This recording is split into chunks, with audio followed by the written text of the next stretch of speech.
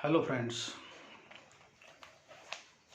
we have seen general and specific objectives of module number 6A, English for special purposes.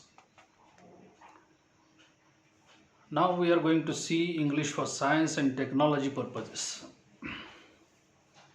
Here as students of science, we need to study English for science and technology because we need to get acquainted with the underlying system of English language. Understanding of English for science and technology will help you improve your proficiency in spoken as well as written English.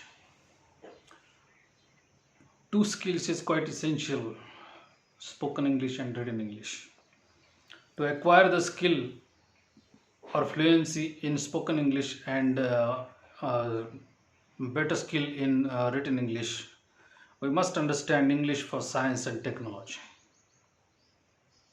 And for that, we should study some extracts given in your textbook on page number 85.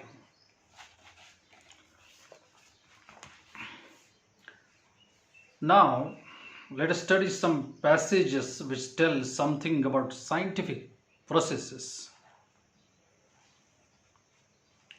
The first passage is how metals are extracted.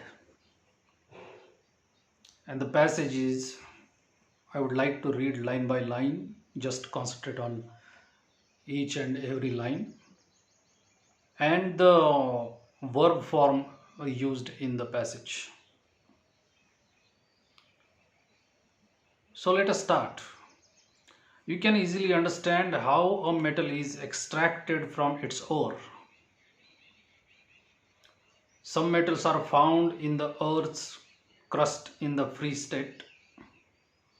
Some are found in the form of their compounds. The metals at the bottom of the activity series are the least reactive. They are often found in a free state. For example, gold, silver, platinum and copper are found in a free state. Copper and silver are found in a combined state as their sulfide or oxide ores. The metals at the top of the activity series, that is potassium, sodium, calcium, manganese, are so reactive that they are never found in nature as free elements. The metals in the middle of the activity series, that is zinc, iron and lead, etc., are moderately reactive.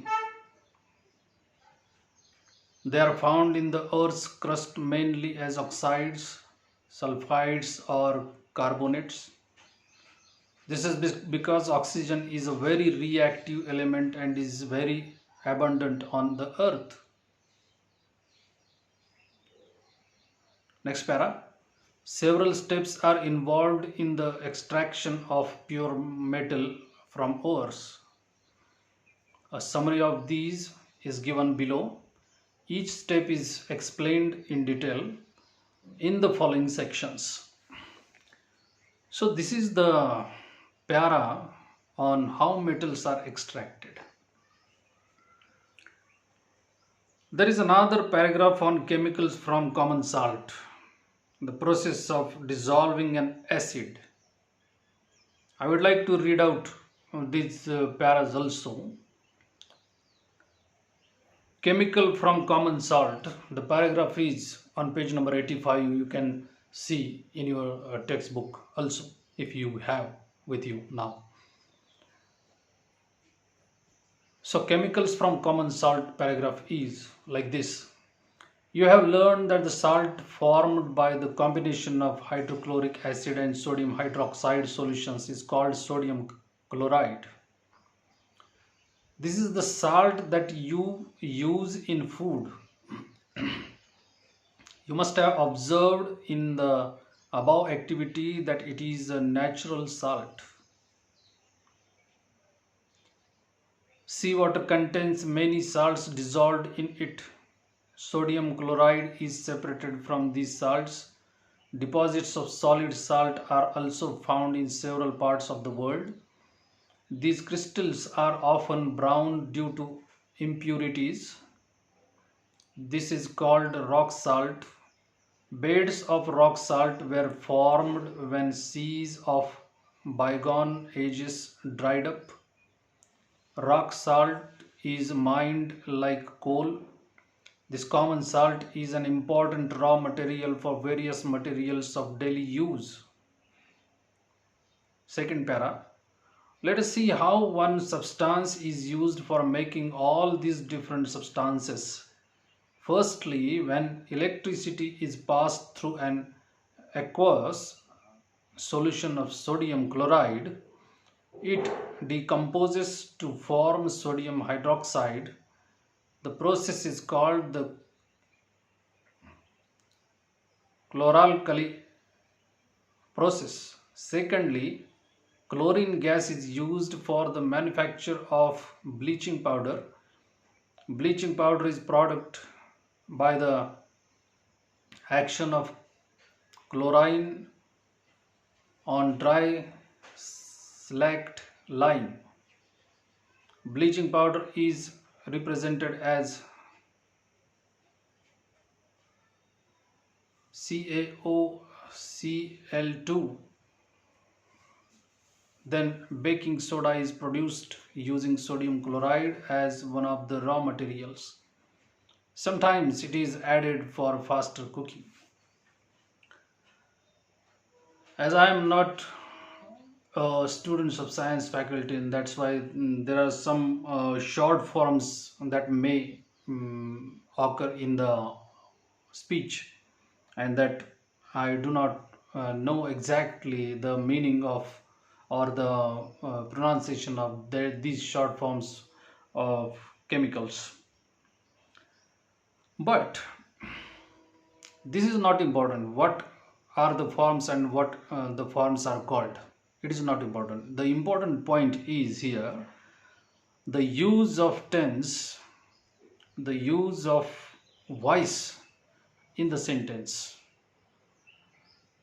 It is generally observed in these sentences that there are used passive constructions. Passive voice is used. You know, active voice and passive voice. Uh, Generally, the language of science and technology is different from a regular language. In the science and technology language, there you can use passive constructions. Basically, it is a common thing that passive constructions are used in science and technology uh, because the person who did it is not important, but the person, the process done by the person is important. That's why passive construction is used properly in such extracts. So there are two paragraphs: how metals are extracted and chemicals from common salt. These two paragraphs I have read out line by line. One thing you observed perhaps, that the form of verb is used here is different, and that is passive construction. Passive voice and passive form is used here. In the first paragraph, how metals are extracted, the verb forms are used like is extracted, are found, are often found, are also found, are never found, are found. So all these basic verbs with past participle of the verbs with auxiliary verbs, that indicates the passive voice is used in almost each and every sentence. Why it is used? Because the action is important rather than who did the action, and that's why passive construction is quite important are frequently used in such languages of science and technology. In the paragraph second, chemicals from common salt, there are verbs used with auxiliary verbs, and that are is called, is separated, are also found, were formed, is mined, is passed, is called, is produced. Past participle of the verb along with auxiliary verb, that is am, is, are, or was, were, or shall be, will be. So these form of verb only used in passive construction, and that's why we can say that the language used in science and technology is basically with passive constructions, and that's why we must understand that passive constructions are unavoidable in the language of science and technology. So these examples will help you to understand the language or the sentence construction used in science and technology language. We will see in my next video the characteristic of English for science and technology. Thank you.